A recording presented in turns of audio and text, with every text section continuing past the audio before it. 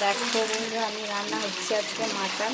তো তোমার দাদা ভাইয়ের আবদার মাটন রান্না করে দিতে হবে। তো মাটন আমি যেহেতু খাই না, তো এই জন্য তো তোমার দাদা ভাই যেহেতু চেয়েছে, তো মাটনে আলু ছাড়া মানায় না। তো দেখো আলুটার সাথে কত সুন্দর মানে ভালো লাগে যে দেখতে। তো রান্নাটা কেমন হবে দেখো। তো সবার যদি ভালো লাগে অবশ্যই লাইক কমেন্ট সাবস্ক্রাইব করতে কেউ ভুলো না, ঠিক আছে? ভালো করে এরকম রান্না তোমাদেরকে আমি অবশ্যই দেখাবো যদি তোমাদের সাপোর্ট পাই। আর যদি আমার সাপোর্ট কেউ না করো তাহলে কিন্তু রান্না আমি দেখাবো না, ঠিক আছে?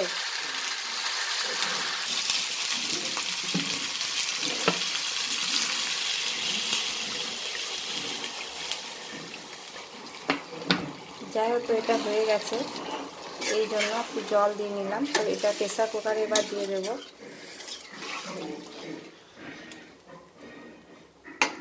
একটু গাঢ় করে হবে, এটা বেশি জল দেব না, তার কারণ প্রেসার কুকারে বেশি জল দিলে হবে না।